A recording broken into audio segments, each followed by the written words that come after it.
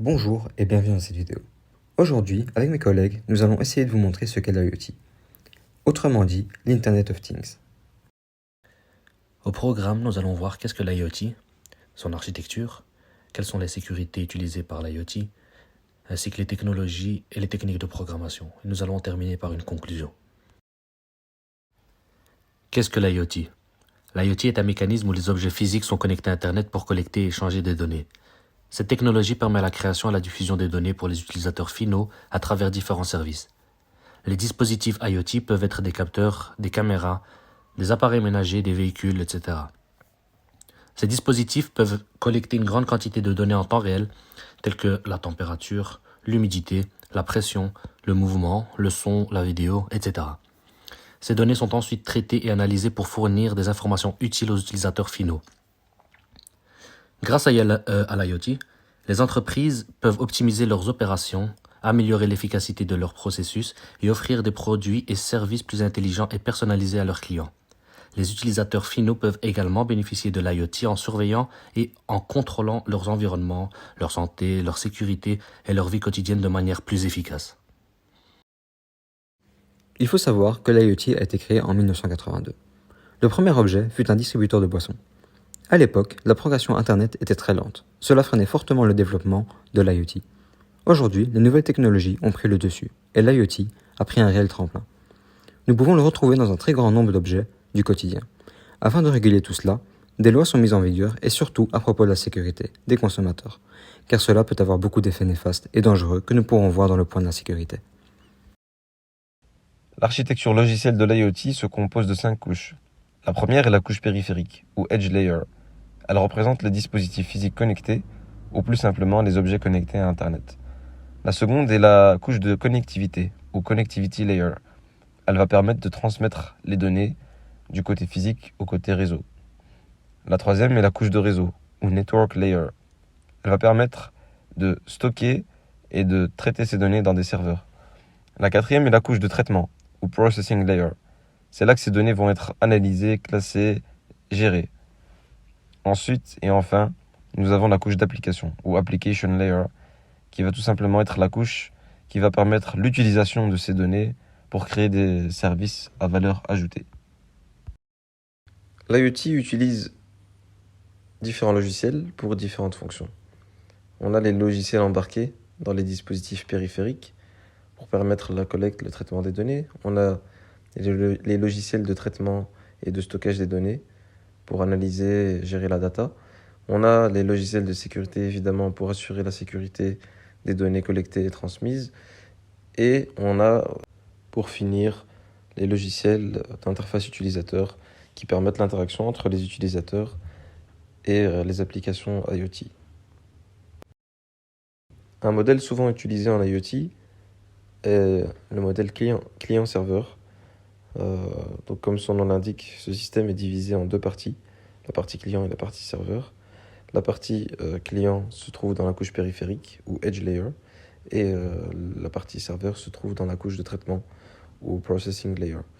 Donc ce modèle fait en sorte que le client collecte les données et les envoie au serveur, qui lui va assurer le traitement, le stockage et l'analyse de ces données. On utilise une communication avec des protocoles tels que l'HTTP, le MQTT, etc. Ce modèle, qu'est-ce qu'il offre comme avantage? Il offre une centralisation de la data, une sécurité, une gestion optimale, etc. Et on peut le retrouver dans tout ce qui est tableau de bord, alertes, notifications, rapports, etc. Pour avoir une sécurité quasi parfaite, nous pouvons faire appel au principe de base du triangle DIC, ou autrement dit en anglais CIA. Celui-ci nous garantit une sécurité grâce à une interaction entre trois composantes: disponibilité, intégrité et confidentialité. Si un de ces aspects n'est pas garanti, on ne peut pas parler de sécurité adéquate. Le premier est la disponibilité. Il faut veiller à ce que les parties autorisées aient accès aux données et au système si nécessaire. Par exemple, en prenant des mesures contre les attaques de rançon logiciel. Le deuxième est l'intégrité. Empêcher toute modification non autorisée des données, par exemple pendant le transport. Ceci permet de garantir leur fiabilité et leur précision. Enfin, pour le troisième point, il s'agit de la confidentialité. La sécurisation de l'accès aux données est système par des mots de passe et du cryptage. Seules les personnes autorisées pourront alors les consulter.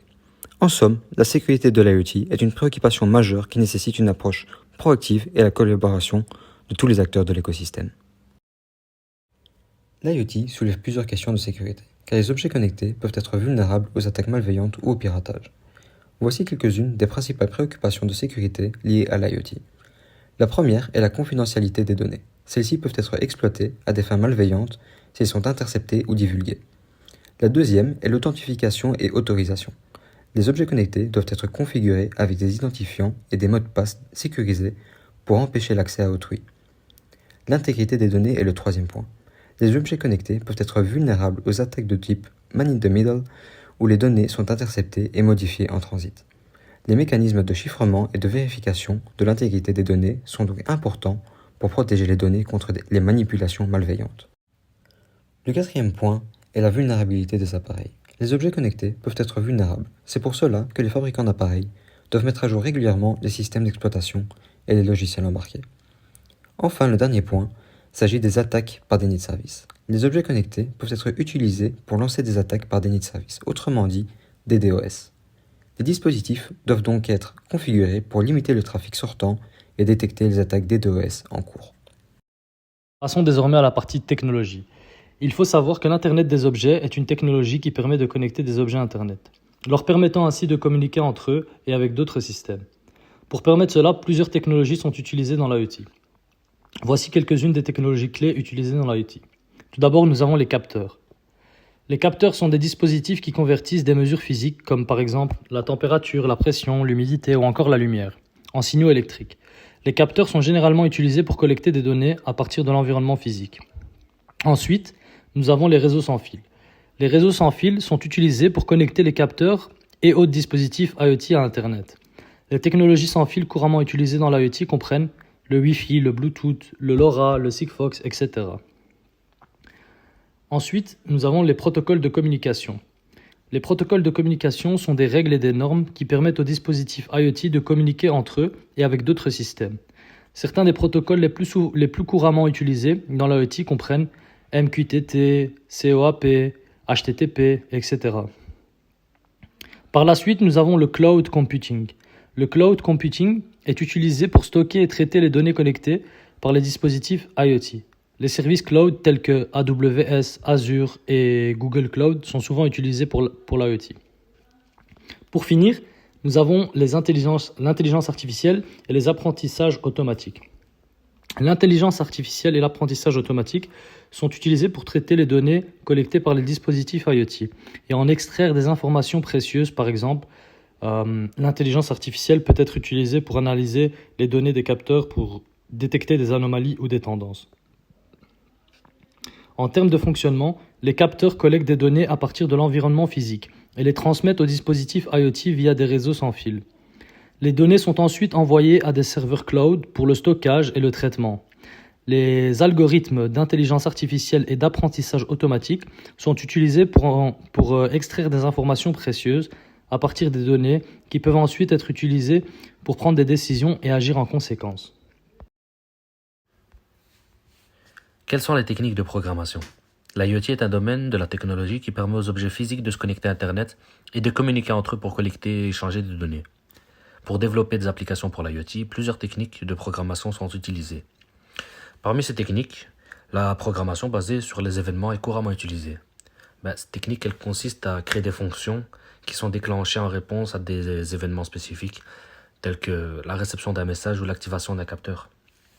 La programmation concurrente est aussi une technique populaire qui permet de gérer plusieurs tâches simultanément et efficacement, ce qui est souvent nécessaire pour les systèmes IoT. La programmation orientée objet est une autre technique couramment utilisée qui permet d'organiser le code en objets qui représentent des entités réelles ou abstraites, facilitant la gestion des interactions entre ces entités. Et la programmation à distance est utilisée dans le développement des logiciels pour l'IoT. Elle permet aux dispositifs IoT de communiquer avec des services distants pour stocker ou récupérer des données ou pour effectuer des analyses. Enfin, la programmation basée sur les services est une technique courante dans le développement de logiciels pour l'IoT. Elle est utilisée pour le développement de logiciels qui fonctionnent avec des services cloud, permettant aux dispositifs IoT de communiquer avec des services distants. Ces techniques de programmation ne sont pas mutuellement exclusives et peuvent souvent être combinées pour répondre aux besoins spécifiques de chaque projet IoT.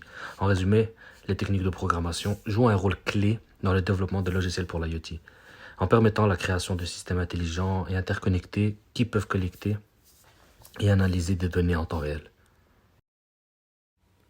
Voilà, vous en savez maintenant un petit peu plus sur ce qu'est l'IoT.